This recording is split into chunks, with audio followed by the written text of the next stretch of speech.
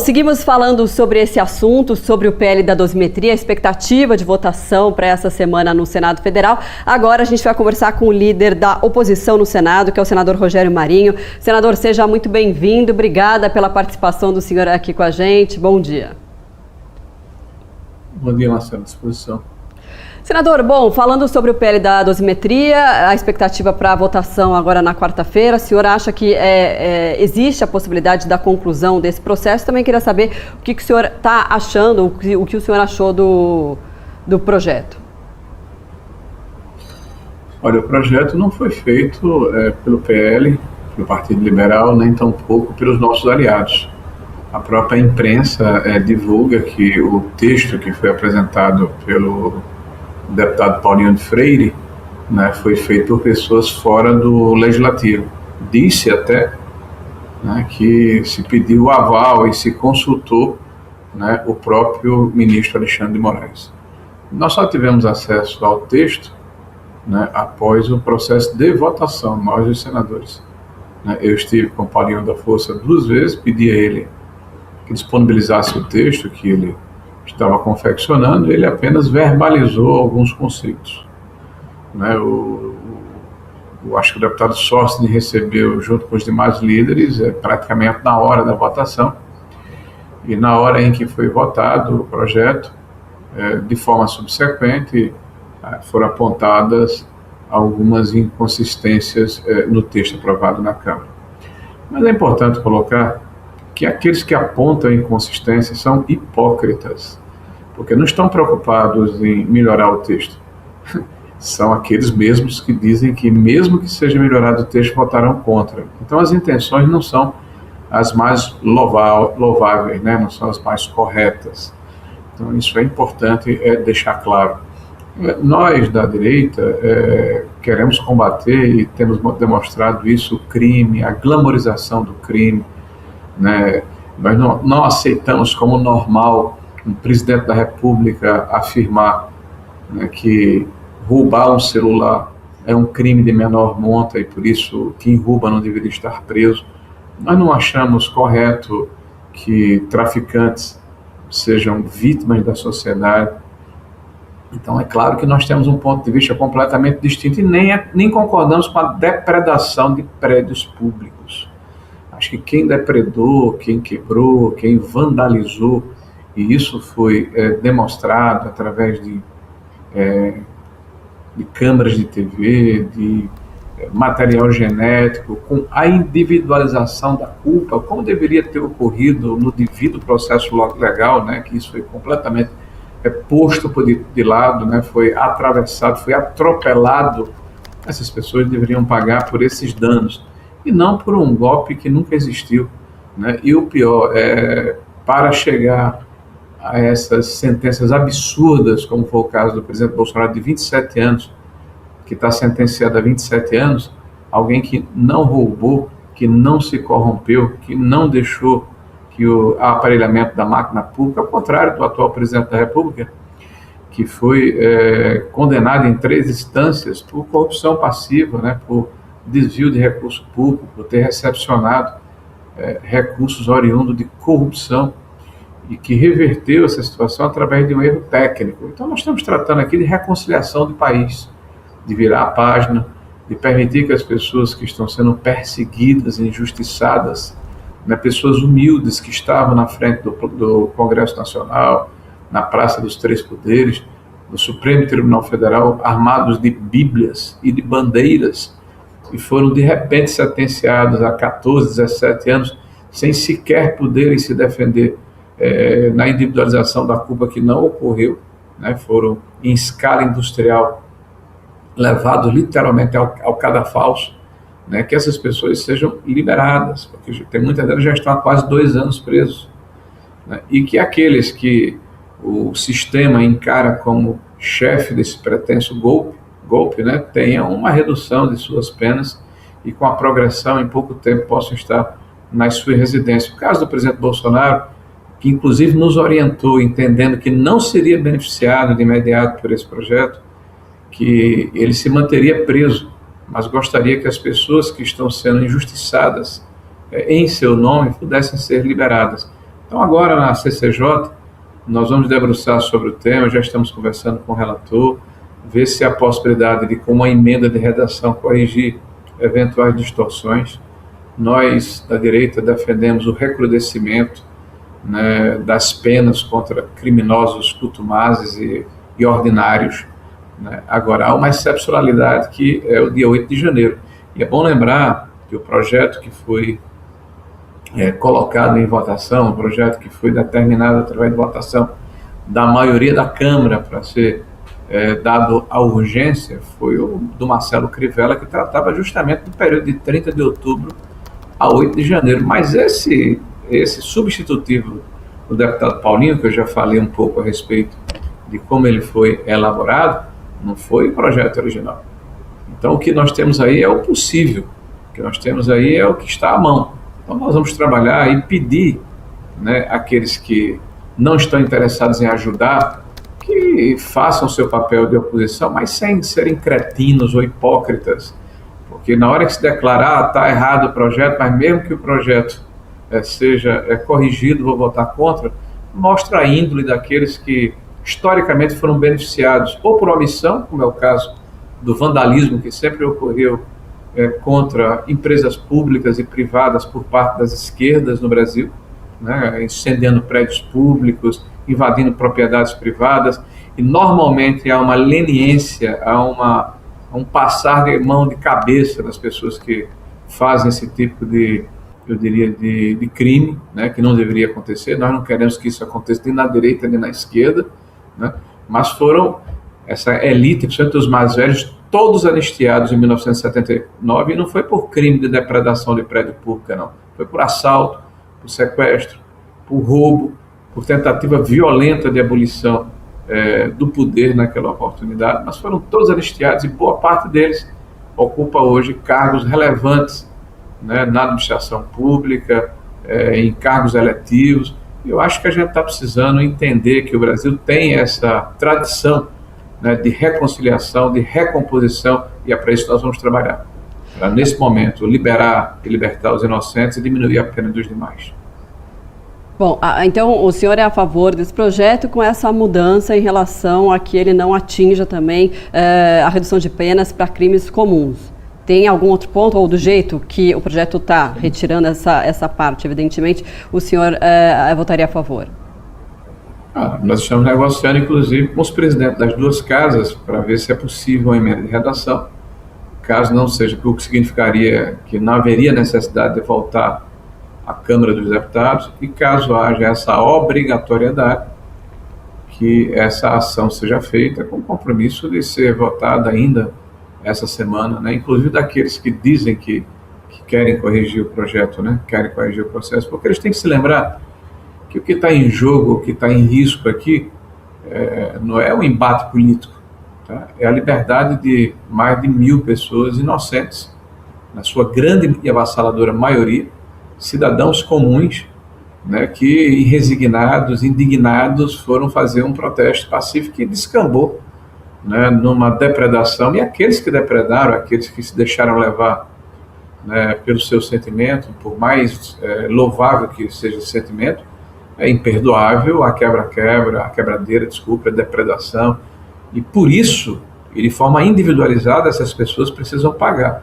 Agora, penas de 14 anos por pintar uma estátua, pena de 17 anos por você ser flagrado dentro do ambiente do prédio do Supremo Tribunal Federal, né? Penas que variaram de 12 a 16 anos, porque você estava sentado numa poltrona do STF ou da Câmara dos Deputados, me parece bastante excessivo, e a única justificativa que eu imagino que possa ter é porque se essas pessoas que são simples, né, e foram apenadas de forma tão severa, o que dirá, né, daquele que era o pretenso chefe dessa balbúrdia que é alcunhada de golpe, né? Então, por isso, era necessário ser muito duro com essas pessoas para colocar 27 anos de prisão, inclusive acusando o presidente Bolsonaro de depredação quando ele estava nos Estados Unidos, a milhares de quilômetros do Brasil. Então é uma forçação de barra tão grande que Só nos resta agora corrigir essas injustiças, diminuindo o tamanho dessas penas e soltando esses inocentes. Agora, senador, o que a gente vê em relação às eleições de 26 é um certo atrito na direita, principalmente depois do lançamento da pré-candidatura do senador Flávio Bolsonaro, né, que inclusive chegou a falar em determinado momento que abriria a mão caso a anistia ao seu pai fosse aprovada. Queria saber se existe a possibilidade do senador abrir mão dessa candidatura até 26, mesmo se não tiver o apoio do Centrão. O senador Flávio foi muito claro no dia em que fez a afirmação. Ele chamou a atenção e, ato contínuo, ele deixou claro que esse abrir de candidatura se daria caso o presidente Bolsonaro, que é o maior líder da direita brasileira, né, e o maior líder popular no Brasil, fosse solto, fazendo-se justiça a ele, e ele pudesse disputar as eleições de 2026. Como isso provavelmente não irá acontecer, é evidente que a candidatura do senador Flávio se mantém. E é bom dizer que o PL é o maior partido do Brasil. O PL tem em torno de 20% dos membros hoje do Congresso Nacional. Isso significa que nós temos também 20% do tempo de televisão. As propostas que o PL tem para o Brasil são propostas que vão ser encabeçadas pelo senador Flávio, que dizem respeito ao sentimento da sociedade brasileira, tanto na questão da defesa de valores como família, como vida, com o combate ao crime organizado e à violência de uma maneira geral, mas principalmente de liberdade de opinião, de imprensa, né, de religião, né, de restabelecermos no país a normalidade democrática, né, a prerrogativa de cada um dos poderes, evitando essa invasão de competências, esse desequilíbrio que existe hoje na nossa democracia, uma visão liberal da economia, onde é necessário desburocratizar a máquina pública para permitir que quem quer empreender, edificar, fazer o seu negócio, não sinta o peso do Estado literalmente no seu cangote, como diria o nosso ex-ministro da Fazenda, o Paulo Guedes, né? Permitir que as pessoas paguem menos impostos, né? Porque hoje o governo imagina que gastar, mesmo sem ter receita, é sinônimo de crescimento econômico. O que eles não entendem é que eles já fizeram isso no passado e houve a maior catástrofe econômica da nossa história em 2014 e 2015. São os mesmos personagens, né, com os mesmos métodos, e nós já sabemos o final, né, desse filme, infelizmente, para os brasileiros. Então, o Flávio personifica tudo isso. Alguém que tem essa vitalidade, essa vontade de servir o país, e representa a continuidade do legado do presidente Bolsonaro, que foi disruptivo, mas, sobretudo, ele administrou, né, de acordo com o sentimento da maioria da população brasileira. Então, a candidatura do senador Flávio é uma candidatura para valer, e ela é importante para o Brasil, porque vai ser esse catalisador das mais importantes discussões que precisamos fazer no país. Agora, senador, em relação àquele novo capítulo, podemos dizer assim, de tensão entre Congresso e o Legislativo na semana passada, com a situação da deputada federal Carla Zambelli, que teve o seu mandato mantido pela Câmara e depois cassado pelo Supremo Tribunal Federal. Como é que o senhor viu esse episódio? Mais uma invasão de prerrogativas, né? A Constituição, ela tem o que nós chamamos de literalidade. É dito claramente que a prerrogativa de cassar um membro do parlamento cabe ao Congresso, ou no Senado, ou na Câmara. E essa ação, ou essa discricionalidade prevista na Constituição foi exercida. Ato contínuo, mais uma vez, o Supremo Tribunal Federal, através de uma ação liminar monocrática do ministro Alexandre, corroborado pela sua turma, decidiu no sentido contrário. Isso faz muito mal à democracia, porque no Brasil hoje nós temos um poder, né, que claramente se coloca como um poder acima dos demais poderes. E certamente isso não está dentro dos cânones, né, da nossa Constituição, nem na vontade do Constituinte originário, que imaginou que o Brasil deveria ser uma democracia liberal, fundamentada nos princípios filosóficos da repartição e equilíbrio dos poderes do Estado, né, do Locke, do Montesquieu. E o que nós estamos vendo é que há um poder que pode mais do que os outros e que não é moderado por ninguém. Eu estou vendo também, por exemplo, há pouco tempo, uma fala do ministro Fachin, né, propondo que o atual presidente do STF é uma espécie de código de conduta, né, no princípio da autocontenção, um código de ética, né, que impediria, por exemplo, de ministros estarem participando de converscotes, né, de seminários, né, de eventos de empresas privadas que depois submeterão as suas querelas, as suas desavenças, os seus problemas jurídicos a esse mesmo colegiado. Então, até no sentido de preservar a imparcialidade, a idoneidade, a imagem que o judiciário precisa passar para o conjunto da sociedade. Mas, nos tempos em que estamos vivendo hoje, por exemplo, não há conflito de interesse, isso é legal, né? Quando um cônjuge ou um parente, como um filho, uma esposa, né? O cônjuge ou a esposa, atua num processo, numa banca de advocacia, cujo juiz é esse parente, né? Então, é difícil acreditar que a decisão não vai ser numa determinada linha, né? Isso é legal, porque foi decidido através de um acórdão por 7-4, se eu não estou enganado, mas não é moral, né? E pela falta de moralidade, nós estamos desacreditando as instituições.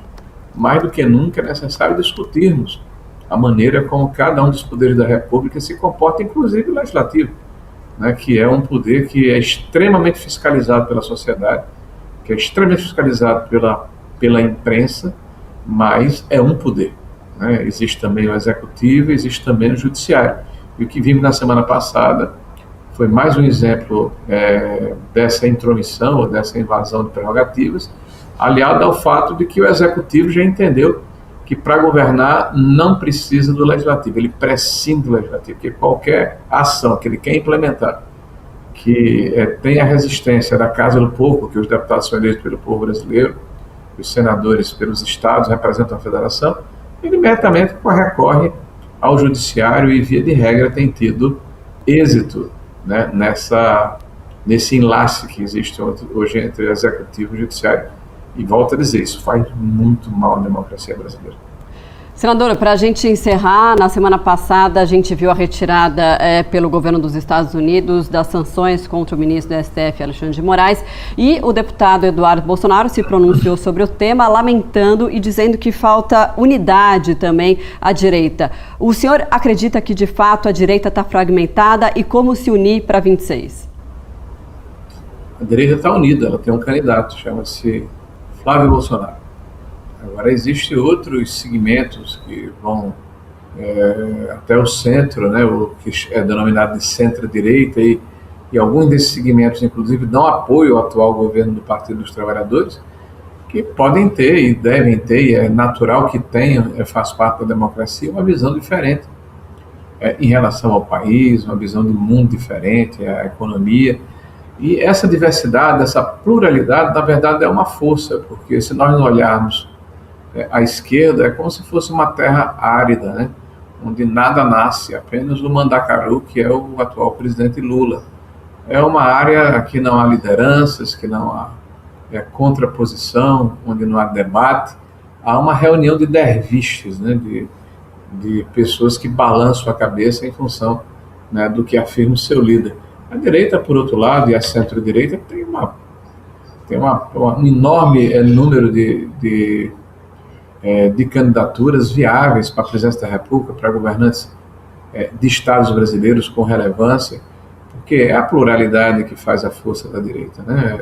Nós temos visões diferentes, agora nós temos que centrar no que nos une.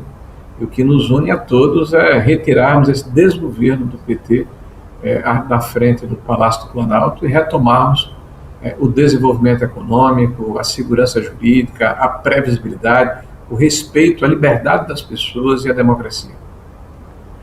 Muito bem, Rogério Marinho, líder da oposição no Senado. Senador, muito obrigada, boa semana e até uma próxima oportunidade.